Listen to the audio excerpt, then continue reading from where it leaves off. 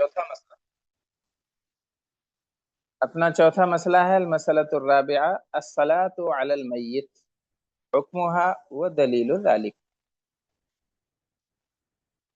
सलात अलल मय्यित यानी सलात जनाजा, मैयत पर जनाजे की नमाज पढ़ना, इसका हुक्म और इसकी दलील।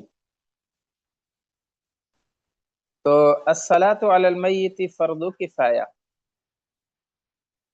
मैयत पर नमाज पढ़ना फर्ज किफाया है, यानी सलात जनाजा फर्ज किफाया है।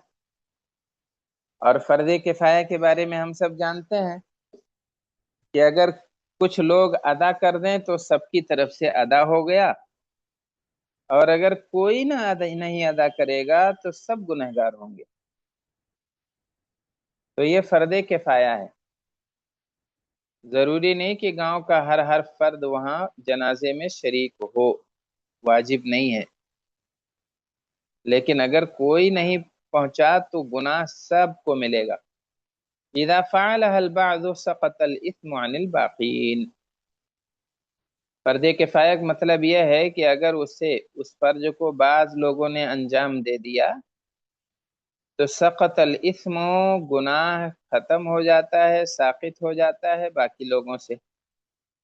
वह दलीलुहा, और इसकी दलील क्या है, इसके फर्जियत की, फर्ज किफाया होने की दलील नबी सल्लल्लाहु अलैहि वसल्लम का फरमाना फी मम माता व अलैहि दैनुन, उस आदमी के बारे में जो मर गया था और उसके ऊपर कर्ज था।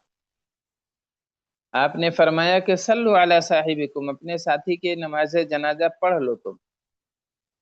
आप नहीं गए, साथियों को कह दिया पढ़ लो। तो आप नहीं गए, इसका मतलब ये है कि फर्ज आयन नहीं था, हर हर आदमी पर फर्ज नहीं था।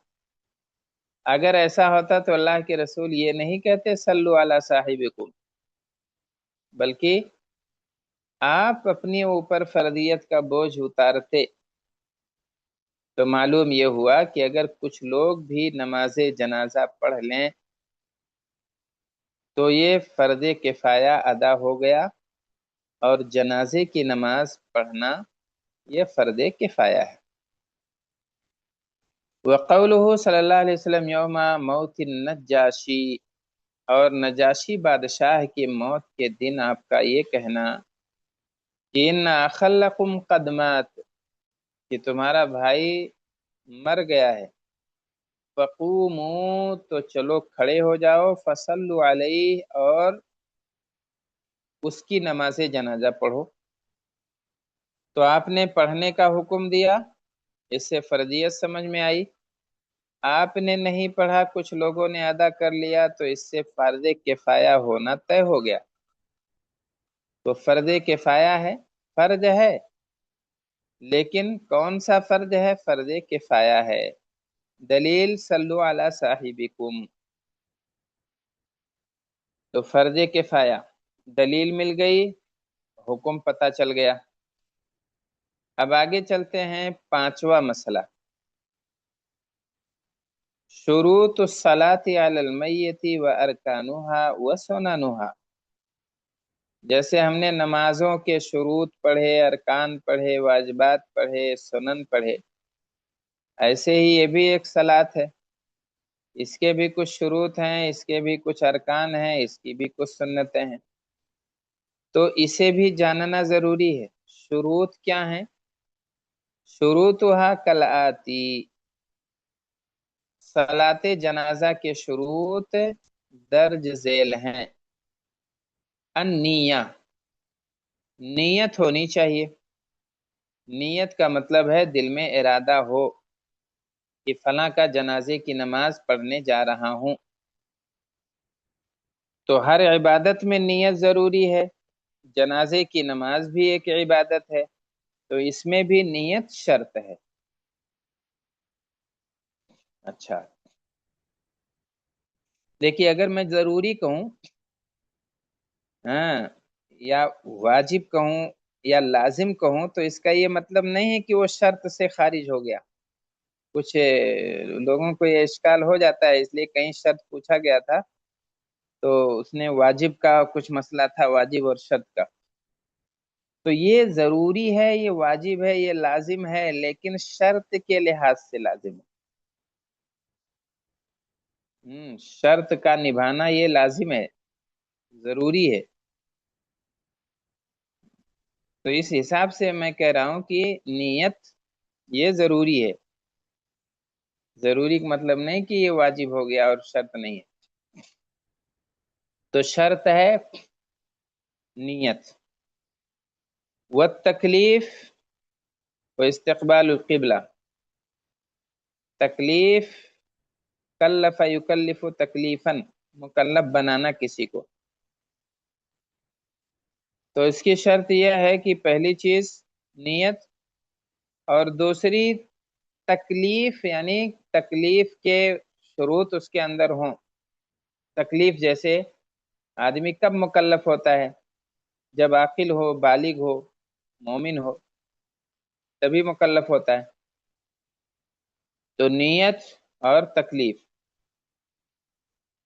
اس کے بعد تیسری چیز استقبال قبلہ. کسی بھی سمت چہرہ کر کے جنازے کی نماز نہیں پڑھیں گے، بلکہ جدھر نماز پڑھتے ہیں رخ کر کے ادھر صلاۃ جنازہ بھی اسی طرف منہ کر کے پڑھیں گے. اور یہ شرط ہے. ستر العورہ، شرمگاہ ڈھکی رہے گی پڑھنے والے کی، بلکہ جس کی پڑھی جا رہی ہے اس کو بھی ڈھانک کے کفن میں لپیٹ کے تب لائیں گے. تو شرمگاہ ڈھکی رہے گی. واجتناب النجاسہ، اور نجاست سے اجتناب، یہ بھی شرط ہے. نجاست یعنی بغیر وضو کے، بغیر صفائی کے نماز نہیں ہوگی جنازے کی. لأنها من الصلوات، اس لیے کہ یہ بھی نمازوں میں سے ایک نماز ہے. وحضور المیت بین یدی المصلی ان کان بالبلد، میت کا حاضر ہونا مصلی کے سامنے اگر وہ اسی شہر میں ہے. لیکن اگر غائبانہ کی نماز ہے، یہاں نہیں ہے، کسی اور شہر میں ہے، دور دراز ہے، تو پھر میت کی حاضری ضروری نہیں ہے. لیکن اگر اسی شہر میں ہے تو میت کو لانا، میت کے کو سامنے رکھنا نمازیوں کے، یہ شرط ہے. وَإِسْلَامُ الْمُصَلِّ وَالْمُصَلَّى عَلَيْهِ، اور مصلی مصلی علیہ یعنی نماز جنازہ پڑھنے والا اور جس کی نماز جنازہ پڑھی جا رہی ہے، دونوں مسلمان ہوں. کافر کی صلاۃ جنازہ نہیں ہے،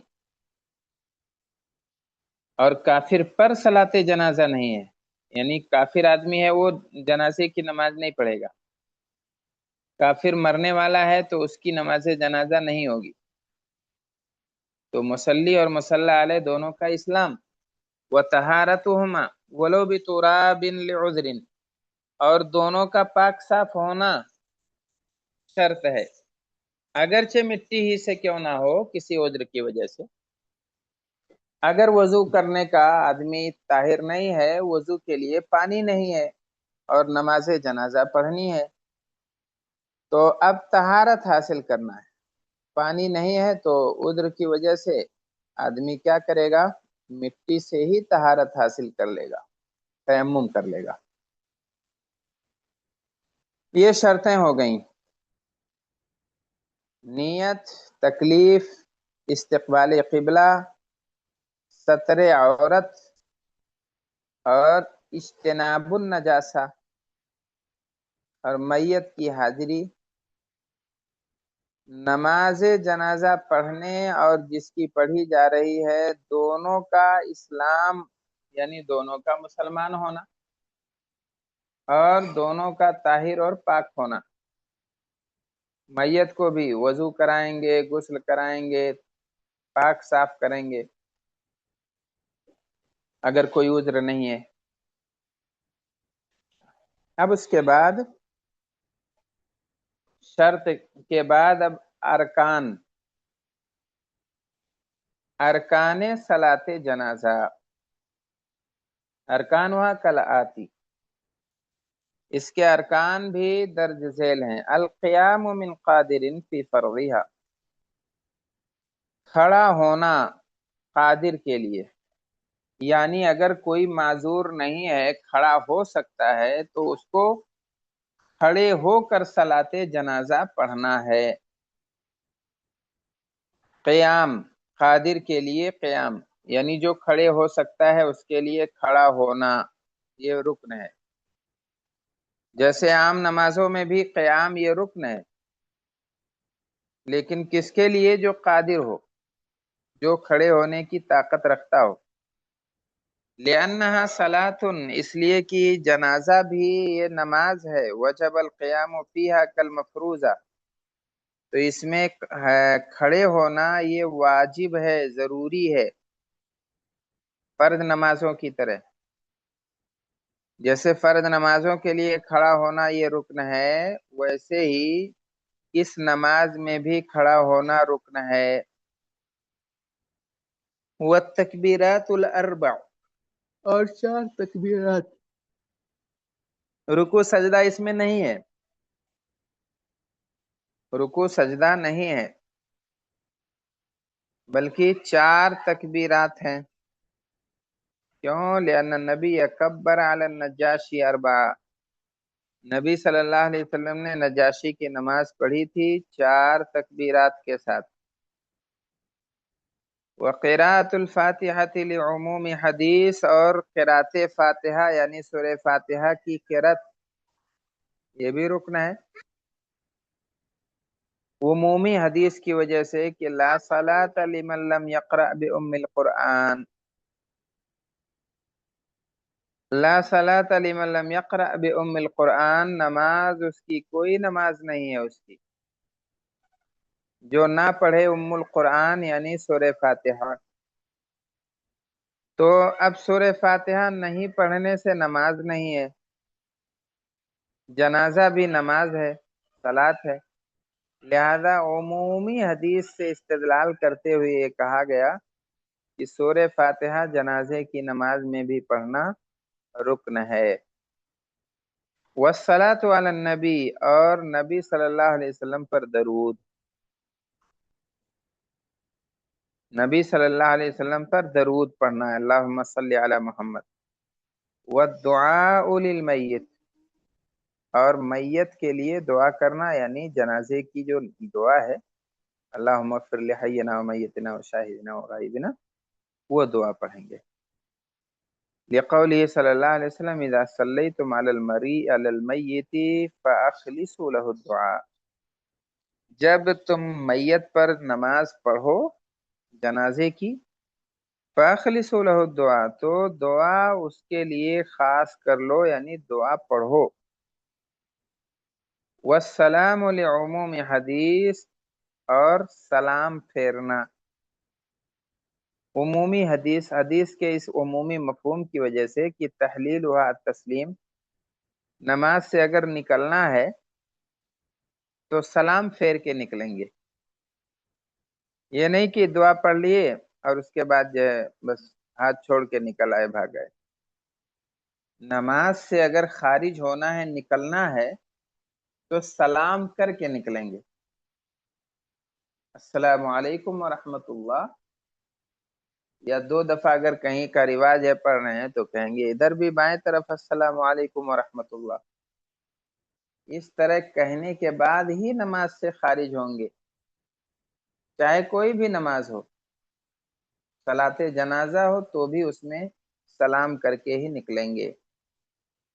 وَالتَّرْتِيبُ بَيْنَ الْأَرْكَانِ، اور ارکان کے درمیان ترتیب بھی، فَلَا يُقَدَّمْ رُكْنًا عَلَى الْآخَرِ، تو کسی بھی رکن کو کسی پر مقدم نہیں کریں گے۔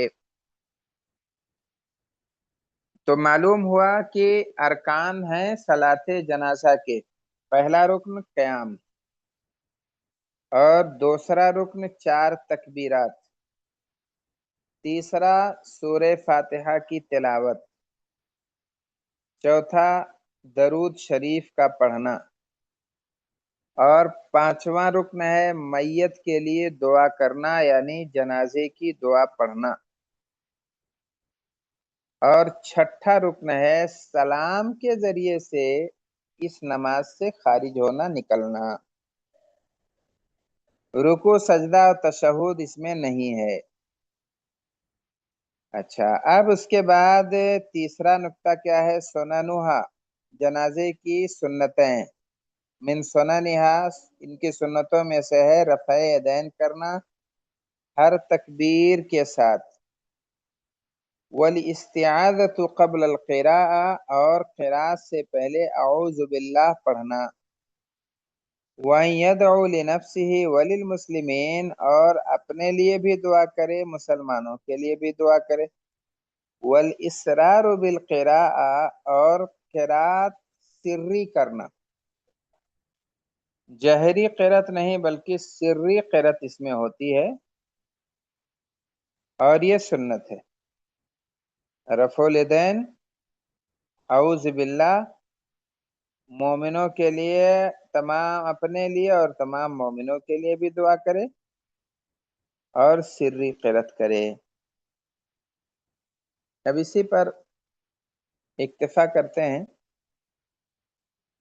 ساتواں مسئلہ انشاءاللہ وقت جو ہے، وقت کب نماز ادا کریں گے اس کو ہم کل کے درس میں پڑھیں گے۔ ارکان اور سنن اور شروط، یہ اہم ہے، اس میں خلط ملط نہ ہونے پائے، اس کو آپ لوگ اچھے سے ذہن نشین کر لیں۔ حکم کیا ہے؟ تو حکم فرض کفایہ ہے۔ صلو علی صاحبکم، اس کی دلیل ہے۔ شرط کیا ہے، رکن کیا ہے، اور سنت کیا ہے؟ تو شرط نیت کرنا، تکلیف آدمی کا مکلف ہونا،